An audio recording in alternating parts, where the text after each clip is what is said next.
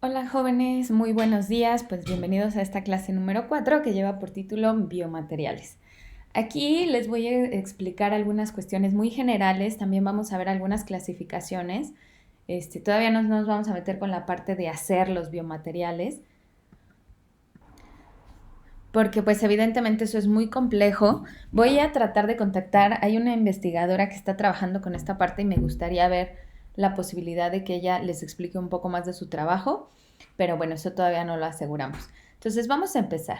Primero es, cuando hablamos de un biomaterial, evidentemente estamos hablando de un material que reemplaza una parte o una función del cuerpo en forma segura, fiable, económica y fisiológicamente aceptable.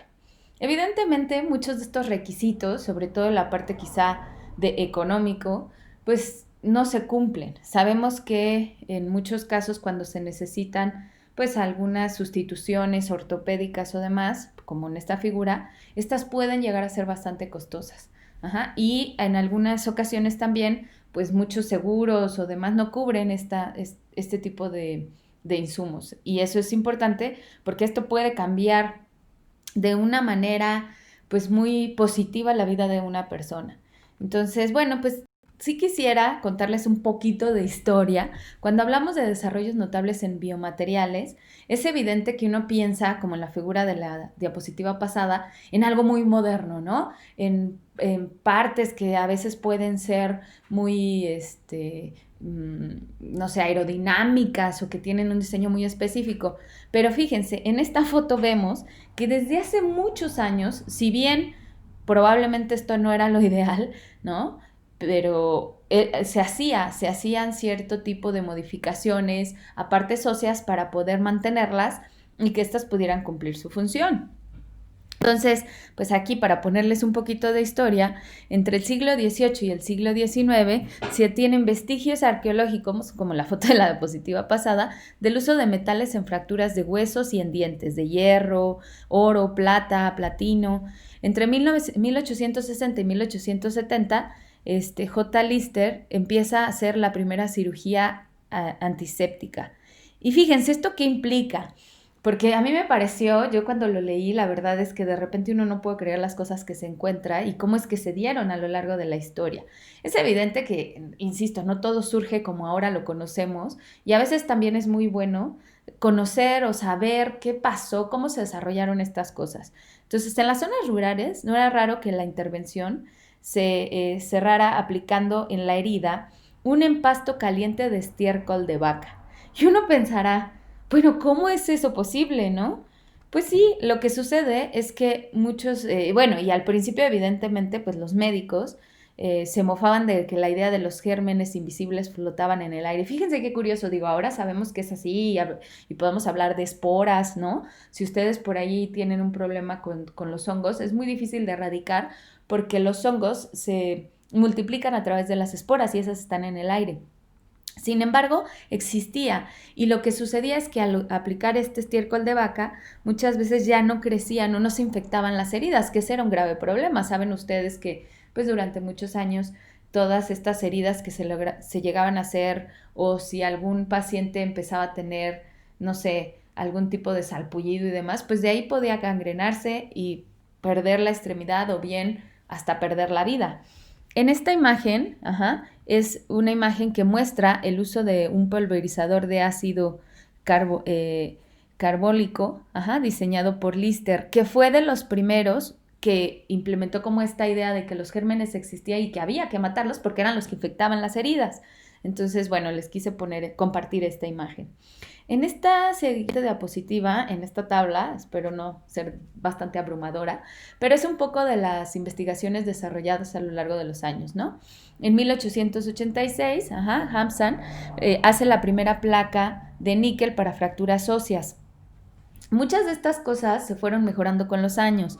En 1893, entre 1893 y 1912, Line hace tornillos y placas para fracturas.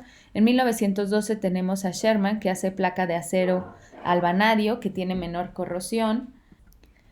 En 1924, Sierlot hace la primera aleación a base de, pues es una mezcla, ¿no? Y cobalto, cromo y molibdeno. que además está registrada como Stelites. Y en 1926, Lange hace el primer acero inoxidable, o usa más bien, no es que lo haga, ¿no? Usa el primer acero inoxidable en algunas implantes óseos.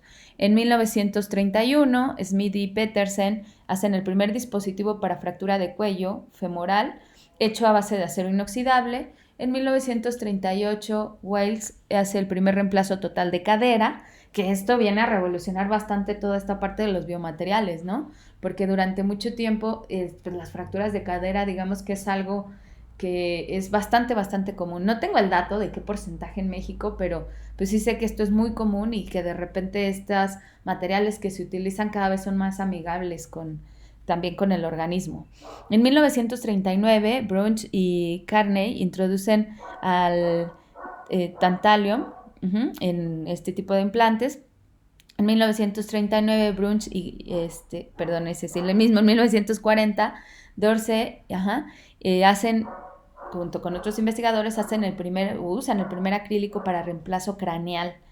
Y hay algunas imágenes que ustedes pueden buscar o pueden ver, donde estos reemplazos craneales a veces se hacían con placas de titanio, y lo sorprendente es que el cráneo se regeneraba. Entonces empiezan a utilizar polímeros, o después empiezan a utilizar también algunos materiales cerámicos que más adelante vamos a ver, que pueden tener estas características, que pueden tener crecimiento del mismo hueso. En 1947, Cotton hace aleación de titanio y titanio puro, se utilizan también en algunos reemplazos, y en 1952, Boher hace el primer vaso sanguíneo crecido en paño para crecimiento de tejido. Evidentemente, pues ahí no se detiene la cosa, esto sigue. En los años 60, Starr hace la primera válvula de corazón comercial, en los 60 y en los 70 se hace el primer reemplazo total de corazón. Y fíjense, aquí les quise poner una foto justamente de esa cirugía, que además fue muy famosa. El primer reemplazo total de corazón fue una de las cirugías pues más notadas para esos años, y este es el tipo de corazones que se utilizaba, ¿no? Que si se fijan tiene algunos componentes metálicos, otros de tipo más polímero, pero estos son los reemplazos que se utilizaban. Digo, ahora ya no son así, ni tan grandes, ni tan bultosos, habría que ver cómo los construyen, pero es evidente que para esos años era sin duda una de las, pues no sé, de las noticias y más importantes que se daban. Ahora bien, cuando hablamos de aplicaciones de biomateriales, pues es evidente que podemos pensar en muchísimas cosas. O sea, desde reemplazo de tejidos, reemplazo de partes, algunos biomateriales también no necesariamente reemplazan una parte del cuerpo. Algunos sirven simplemente para que alguna parte del cuerpo funcione mejor. Si se fijan aquí en la figura del lado derecho se alcanza a ver un lente de contacto. Ese también consideraríamos un biomaterial.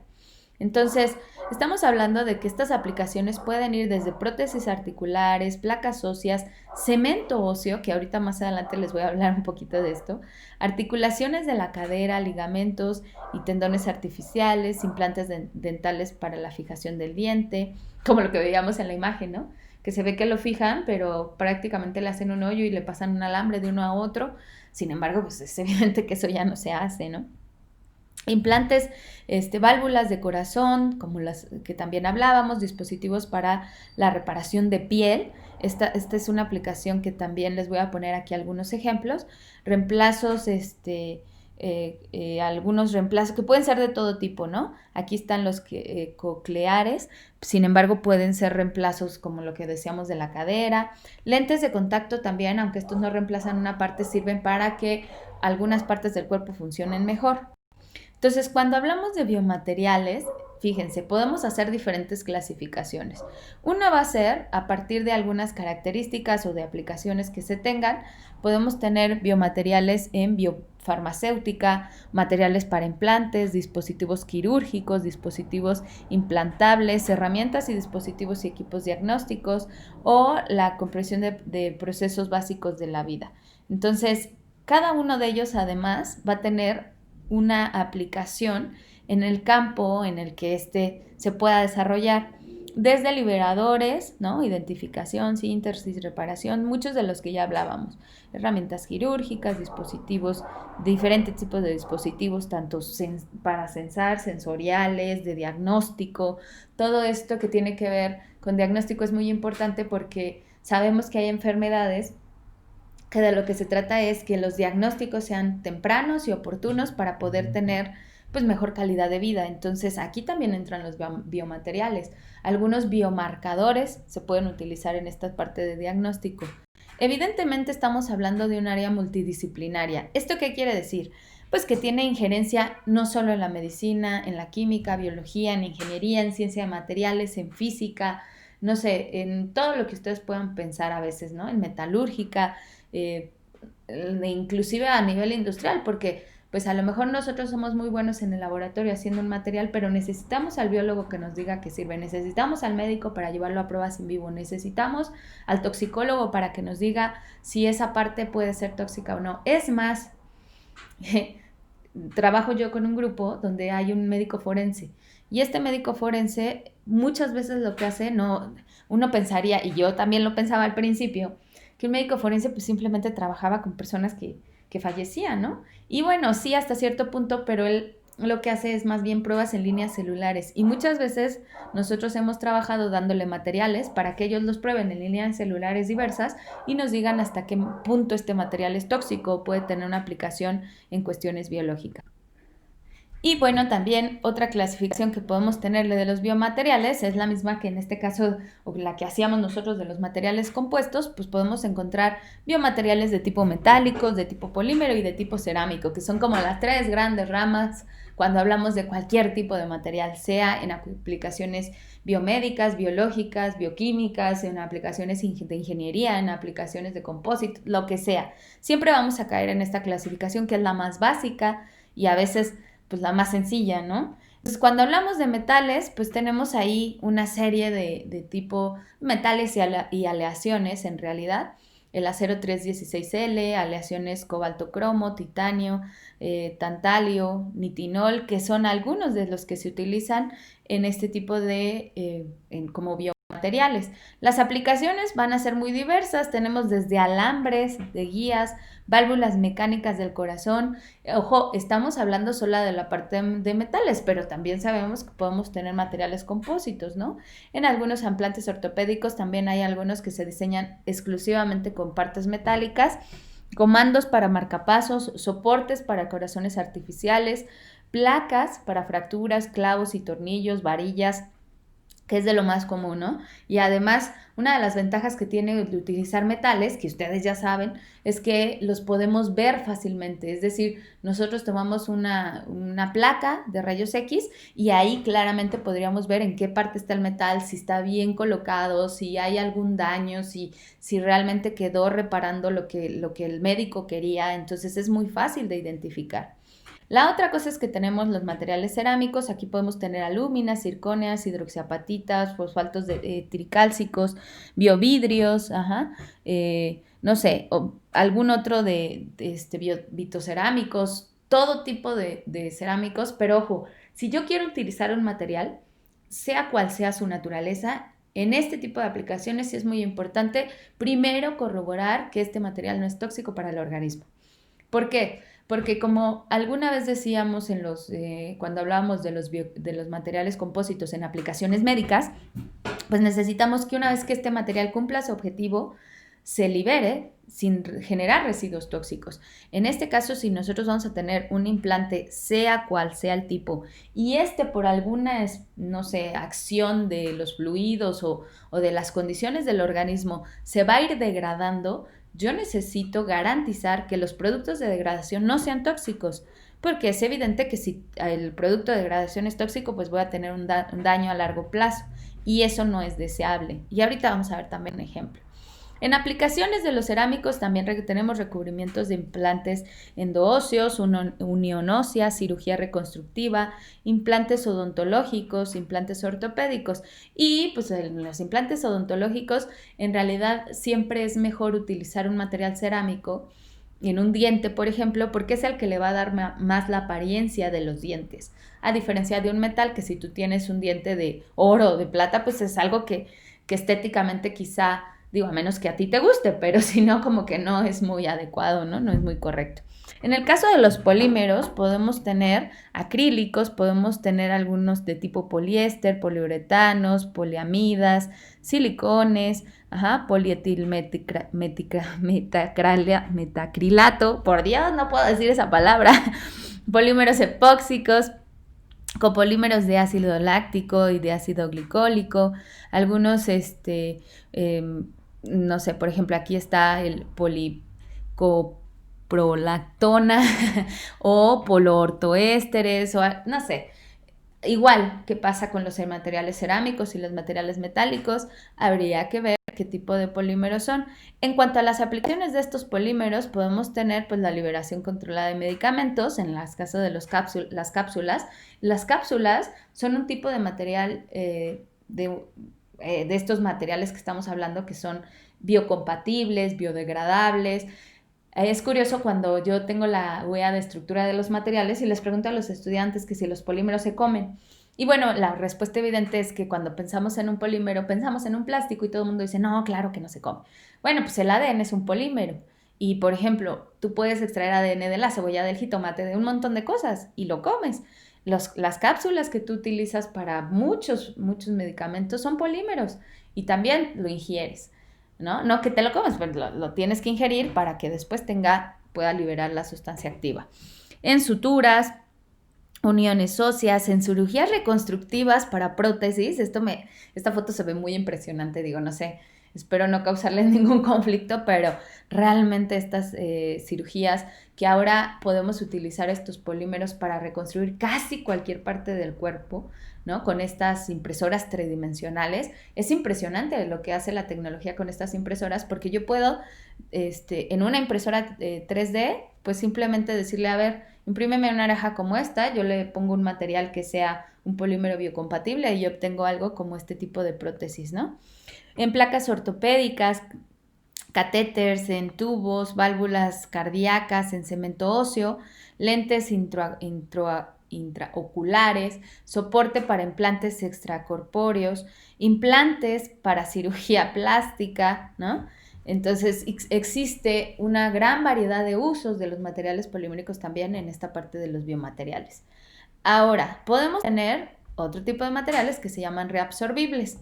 Aquí vamos a ver que algunas de estas clasificaciones o algunos de los ejemplos de los materiales se repiten. Eso quiere decir que no todos tienen esta característica que sean reabsorbibles. ¿Cuáles sí? Pues la hidroxiapatita de baja densidad, los fosfatos tricálcicos, copolímeros de ácido poliláctico o poliglicólico, poliaminoácidos, poliortoésteres, son algunos de los ejemplos que guardan estas características. Aquí está otro, policoprolactonas también, o el colágeno, que el colágeno son moléculas, más adelante vamos a ver, también son moléculas muy grandes, pero que tienen esta característica que se reabsorben. Algunas veces se busca que las suturas que se utilizan en algunas operaciones sean reabsorbibles, para que ya no la tengan que tener otro tratamiento donde el médico tenga que quitar esas suturas. Entonces ya existen estas suturas reabsorbibles. Aplicaciones, pues igual, todas las que se imaginen, desde implantes óseos, injertos vasculares, válvulas cardíacas, tendones, en ligamentos, sustitutos del pericardio. Se nota que esto no es lo mío, ¿verdad? Relleno óseo. Sí, los términos médicos no son lo mío. Debería de serlo, pero no. Bueno, y aquí les quise poner un ejemplo, les quiero compartir un poco de lo que, se hace en el Instituto de Investigaciones en Materiales de la UNAM. Hay un grupo de investigación que está liderado por la doctora Cristina Piña. Aquí les pongo su página por si ustedes quieren conocer más de lo que hace esta investigadora, pero ellos ya comercializan este tipo de materiales que se utilizan como el tipo de hidroxiapatita para sellado de algunas fracturas o para reemplazo de alguna parte ósea.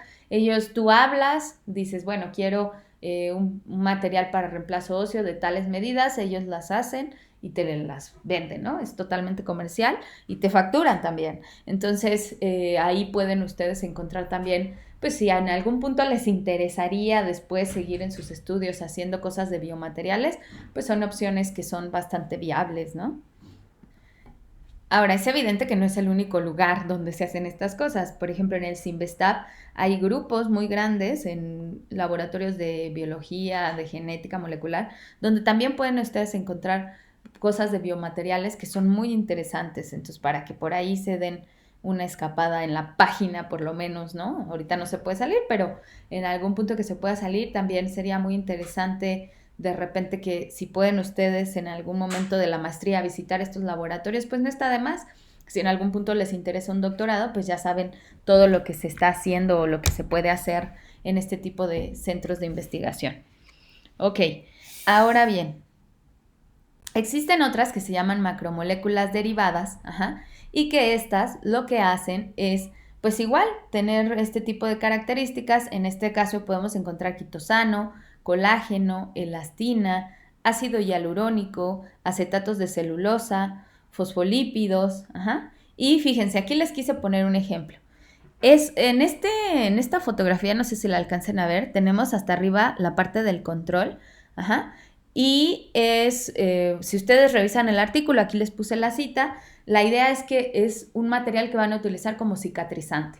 Entonces tienen una herida, ajá, evidentemente en el artículo pues están las fotos, yo no se las quise poner aquí porque toda esta parte de los biomateriales, de repente las imágenes pueden ser bastante impresionantes. Entonces, pero bueno, es una herida y lo que hacen es utilizar un material de control, utilizar quitosano y utilizar otro concentrado que es este que tiene ahí un nombre como Vaccinium cirimbosum, ajá, más quitosano 10%. Y lo que estamos viendo en esta imagen, sobre todo en la parte de abajo, es el crecimiento de antocianinas. Estas lo que hacen es que cumplen un rol importante en el proceso de cicatrización. Estas lo que van a cumplir básicamente es que presentan una acción secuestrante de radicales libres y esto va a estimular la contracción de la herida y por lo tanto su cicatrización. Entonces lo que estamos viendo es que utilizando un control, que generalmente es un material que se utiliza para este tipo de aplicaciones, pues tenemos un resultado, sobre todo en la concentración de antocianinas. Sin embargo, cuando tienen ellos el material que están ellos promoviendo, pues este tiene una concentración mucho más grande y esto favorece más rápido la cicatrización de cualquier herida. Entonces, para que ustedes sepan, ¿no? Y pues aquí también tendríamos el efecto, evidentemente, del quitosano, pero este se potencializa cuando se mezcla con otras cosas que además podrían ser más baratas. Muchas de estas macromoléculas que se utilizan a veces son muy costosas, entonces pues lo conveniente es bajar su concentración para que de esta manera podamos tener un producto que sea accesible a todo público. Existe también lo que se llaman recubrimientos pasivos, ajá, aquí encontramos la albúmina, algunas cadenas de alcanos, ajá, los fluorocarbonos, ácido hialurónico también, hidrogeles, aceite de silicón, ajá, y en cuanto a las aplicaciones que esto tienen, pues son tromboresistentes, son lubricantes de agujas o se utilizan también en arrastre reducido de catéteres. Y también les busqué un artículo. Me pareció muy interesante. Este habla de aceite de silicón. Aquí tienen ustedes la referencia. Y bueno, no nos vamos a poner a analizar tanto la imagen. La imagen la tomé evidentemente de este trabajo. Y la idea es que el aceite de silicón se utiliza muchísimo en tratamiento de desprendimiento de retina. Este se utiliza porque químicamente pues es inerte, es permeable a la luz, biológicamente no degradable, no es carcinogénico, es fácilmente esterilizable porque es resistente al calor. Entonces son materiales que se buscan, condiciones que se buscan cuando se va a trabajar en este tipo de aplicaciones. Entonces, ¿para qué se utiliza? Para tratar desprendimiento de retina, por ejemplo. Entonces, ¿qué fue lo que ellos encontraron? Que su uso se asocia también a la formación, después de ciertos años, de cataratas, de glaucoma, inclusive de hemorragias intraventriculares, de algún tumor o quistes coloidales. A eso se le ha asociado. Entonces, ahora se sabe que este aceite de silicona además puede migrar a la cámara anterior del ojo, que es lo que se estaría viendo en estas imágenes de resonancia magnética nuclear, y puede acumularse en la órbita, en una órbita que se llama periórbita. Entonces, ¿qué es lo que sucede?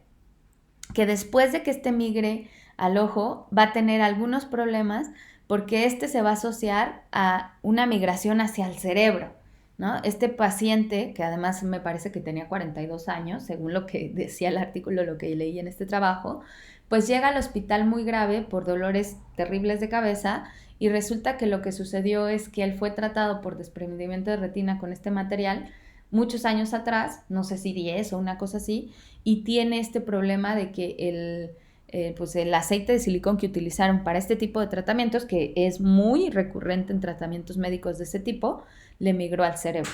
Entonces, bueno, no ahí la verdad no dice qué hicieron después, ¿no? Parece que el paciente sí ya tenía como un historial bastante largo en cuanto a cuestiones médicas, pero me pareció interesante compartirles esto porque sí son aplicaciones que se dan de los biomateriales. Ajá.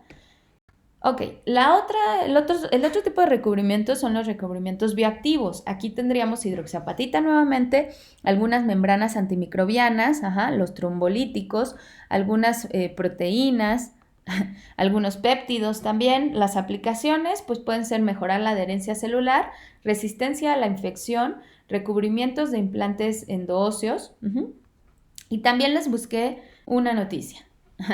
Y esta me pareció como interesante compartírselas. Es un parche para regeneración de la piel en personas diabéticas, porque las personas diabéticas tienen muchos problemas cuando tienen una lesión. Para empezar, sí es muy poco probable que esas lesiones cierren o no cierran de la misma manera que una persona sana, completamente sana. Tardan más y muchas veces esas lesiones se empiezan a infectar, ya no hay crecimiento normal de las células cicatrizales, se empieza a complicar todo. Entonces, buscando un poco en este tipo de materiales, se utilizan parches, se pueden utilizar ciertos sprays. Es importante que en este tipo de personas las heridas se mantengan lo más limpia posible porque el crecimiento de bacterias puede ser muy rápido y puede necrosar la región. Pues evidentemente por eso muchos de los pacientes diabéticos pues empiezan a perder extremidades por esta necrosis que se da en la parte de la piel. Entonces, pues esta es una noticia donde la UNAM desarrolla este tipo de materiales. Y pues sí podríamos pensar en algún punto, imagínense que se pudiera hacer un material donde tú lo pudieras tener no sé, en el calcetín que usa el paciente y que hiciera dos funciones. Por un lado, evitar el crecimiento indeseable de bacterias, hongos y demás, y por otro lado, promoviera la regeneración celular. No, bueno, de verdad que si ustedes pudieran hacer un material como ese, seguro ganarían varios miles de pesos, ¿no? Podrían patentarlo y sería algo bastante novedoso. Entonces, bueno, jóvenes, pues con esto terminamos en la clase de hoy. Muchas gracias por su atención. Como saben, cualquier duda, pregunta, comentario, sugerencia, pues quedo a sus órdenes. Estén pendientes del artículo. Y si no empiecen ya a buscar información, el tema de la exposición del viernes es biomateriales. Agárrense un artículo científico, el que ustedes quieran, o alguna de las sugerencias que yo les voy a mandar para empezar a preparar su exposición. Muchas gracias, que tengan muy buen día y nos vemos la próxima clase. Por cierto, el miércoles no hay sesión. Gracias. Bye.